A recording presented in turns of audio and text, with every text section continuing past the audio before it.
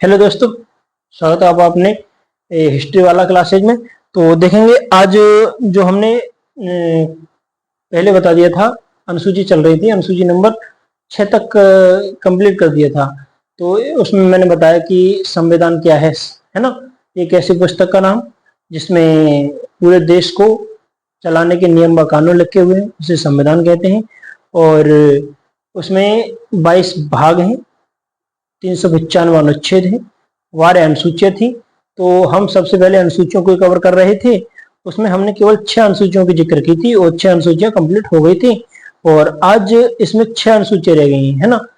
और 6 ये 12 जो अनुसूचियां हैं, आने वाले समय में विस्तार से इन अनुसूचियों के बारे में बताएंगे। ठीक है, फिलहाल अनुसूची के कौन सी अनुसूची के अंतर्गत क्या क्या आता है वो हम जानकारी प्राप्त कर लेते हैं। समझ रहे हो? देखिए, अब बात करेंगे अनुसूची नंबर 7 के बारे में।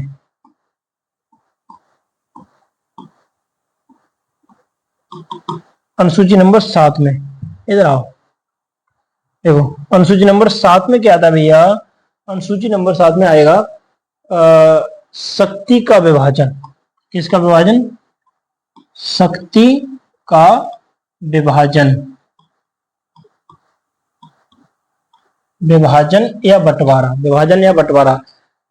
अनुसूची नंबर 7 में यह आता है कि कौन से राज्य के लिए किस शक्ति, जैसे केंद्र सरकार या राज्य सरकार के लिए कौन सी शक्ति प्राप्त है। जैसे मान लीजिए वन विभाग किसके अंतर्गत आएगा, या सड़क निर्माण कार्य किसके अंतर्गत आएगा। बहुत सारी चीजें, ताकतें होती हैं, शक्तियां होती हैं, कौन सी पर सरकार, राज्य सरकार डिसीजन लेगी, कौन से काम पर केंद्र सरकार डिसीजन लेगी। समझ रहे हो? तो ये शक्तियों का जो विभाजन है इसी के अंतर्गत आता है। ठीक है, और अनुसूची नंबर 8 की बात करेंगे। अनुसूची नंबर 8 में, अनुसूची नंबर 8 में भाषाएं आ जाती है जो हमारे देश में प्रयोग की जाती है। समझ रहे हो?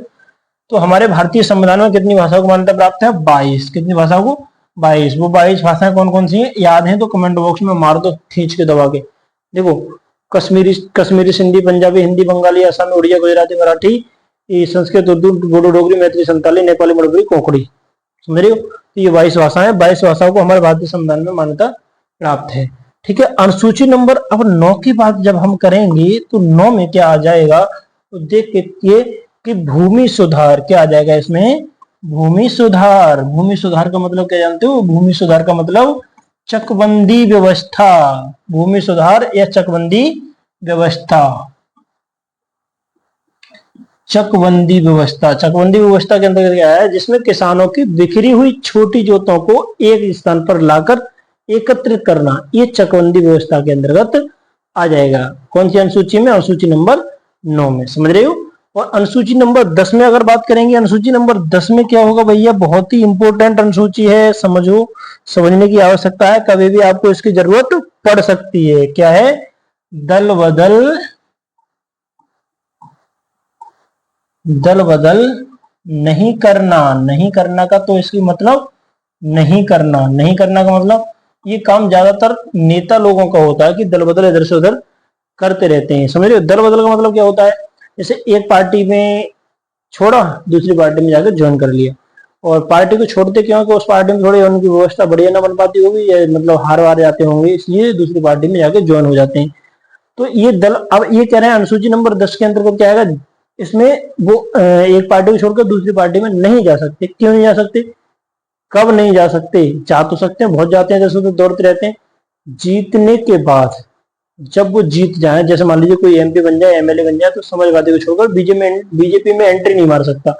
बीजेपी उधर से अपना लॉक मार देती है और उधर समाजवादी, क्योंकि अगर ऐसी स्थिति में कोई समाजवादी से जीत कर बीजेपी में एंट्री मारता है तो वो अयोग्य घोषित कर दिया जाएगा अनुसूची नंबर 10 के अंतर्गत। ये समझ में आ गया? Any problem? No problem. चलिए आगे देखें। आगे बात करेंगे अनुसूची नंबर 11 में। अनुसूची नंबर 11 है पंचायतें। क्या आएगा इसमें? पंचायतें। देखो, और उस वक्त तो इन लोगों की सबसे बड़ी समस्या क्या थी? उस वक्त की जो खबर निकल के आ रही है कि ये लोग बोलते थे कि भैया पूरे देश को चलाने के लिए एक प्रधानमंत्री या मुख्यमंत्री राज्य को चलाएगा। तो ये अब छोटे छोटे ग्रामीण क्षेत्रों में क्या होना चाहिए? तो इन्होंने पंचायतों की व्यवस्था की। क्या की व्यवस्था की? पंचायतों की। पंचायतों में एक पंचायत का मुखिया होता था, जिसे हम ग्राम प्रधान के नाम से जानते हैं। कौन होता था? प्रधान। जिसे हम ग्राम प्रधान के नाम से आज भी जानते हैं। ये उस वक्त की ही व्यवस्था है, समझ रहे हो। तो ग्राम प्रधान का काम क्या होता है, अगर आप ग्रामीण क्षेत्र से बिलोंग करते होंगे तो आपको मालूम ही होगा कि प्रधान जी का काम इसी के अंतर्गत आते हैं। ये आते हैं अनुसूची नंबर 11 के अंतर्गत, समझ रहे हो। भैया गांव की व्यवस्था तो हो गई क्योंकि पंचायतें लागू हो गई। अब गांव के अतिरिक्त कुछ शहर या कस्बे भी थे, तो उन लोगों ने सोचा अब इनका क्या होना चाहिए। जबकि शहर और कस्बे जो होते हैं उनसे गांव से थोड़े बड़े होते हैं, बहुत थोड़े का बहुत ज्यादा बड़े होते हैं। एक एक कस्बा या शहर में लगभग मान लीजिए 10-10 गांव बनेंगे। तो अब एक अगर ये ग्राम पंचायत की वहाँ प्रधान लागू कर दिया जाए तो वो प्रधान तो उसकी व्यवस्था हो नहीं पाएगी उस पर। क्यों नहीं हो पाएगी, क्योंकि वो बड़ा ही इतना है, समझ रहे हो। तो वहां पर इन लोगों ने क्या किया, अनुसूची नंबर 12 की बात करेंगे तो नगर पालिकाएं, क्या है, नगर पालिका। नगर पालिका में क्या होगा, नगर पालिका का एक होगा चेयरमैन। कौन होगा, चेयरमैन। चेयरमैन के अंतर्गत आएंगे छोटे छोटे वार्ड, और वार्ड में एक वार्ड का जो मुखिया होगा वो लगभग में प्रधान जैसा काम करेगा, ठीक है।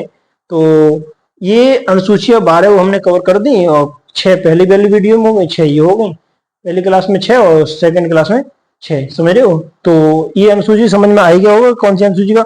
और ये सबसे बड़ी समस्या क्या है, आज ये मतलब पहली दूसरी क्लास है तो थोड़ी झिझक हमें भी लग रही है, थोड़ी परेशानी आपको भी देखने में लग सकती है। तो परेशान मत होना, टेंशन मत लेना, हम आपके साथ हैं, आप हमारे साथ रहना, ठीक है, कोई बात नहीं। बस